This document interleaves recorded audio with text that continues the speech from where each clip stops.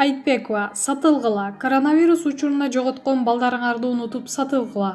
Актриса алып баруучу блогер Назира Айтбекова бул тууралуу жеке Facebook баракчасына жазды. Мени өкүндүргөн нерсе бул мурдубузга дагы эле суук жете элек окшойт. Баягы эле тас кейпибизде болот өңдөнөбүз. Анткени жан дүйнөдө эч кандай төңкөрүш байкалган жок. Мурункулардын эле доору, сайраны, акчалуулардын эле заманы болчудай. Биз ишенген, үмүттөнгөн жаштардын баары мурункуларга кошулуп кетти. Эми алар деле эскилердин сөзүн сүйлөйт го деп ойлоп жатам. Жаңылар жаштар болсо биригүүдө көйгөй туулуп жатат. Ар кимдин менин башым чоң дегендей эле амбициясы чоң. Ар ким өзүнө кыйын. Бир идеологияны колдоп, Кыргызстандын өнүгүшү үчүн биригели деген жаштарды көрө алган жокмун.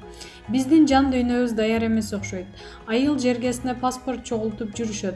Мен аты аталгандарга эле шайлайм. Алар мени февралдан бери багып келе жатышат. Мынча 1000 сом берди. Кайсы партия шайлаары белгилүү болуп калыптыр.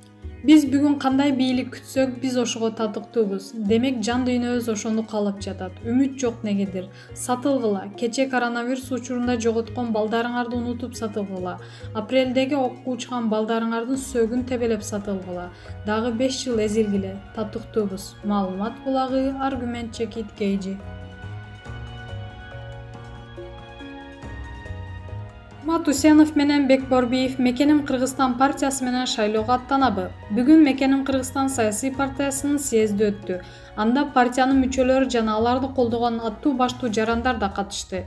Булардын арасында саясатка аралашпайм деген ырчылар да жүргөнүн айтышууда. Принципти туу тарткан ырчылардын саясатта жүргөнү кабар берген сүрөттөр да интернет желесине жарыяланды. Алар Бекборбиев, Урмат Усенов жана башкалар. Искендер Матраимовду колтуктап түшкөн ырчылар партияга мүчө болуп киргенин коомчулуктан жашырып жатабы деген суроолор да жок эмес. Маалымат булагы Аргумент Чекит KG.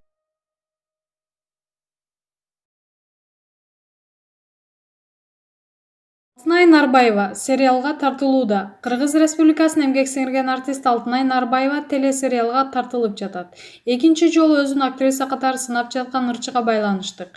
Чыгармачыл инсан болгондон кийин өзүңдү ар тараптан сынап көргүң келет экен. Таң 6-да деген 8 сериалдан турган сериалга тартылуу сунушу түшкөн. Азыр 4-чү сериалын тартып жатабыз.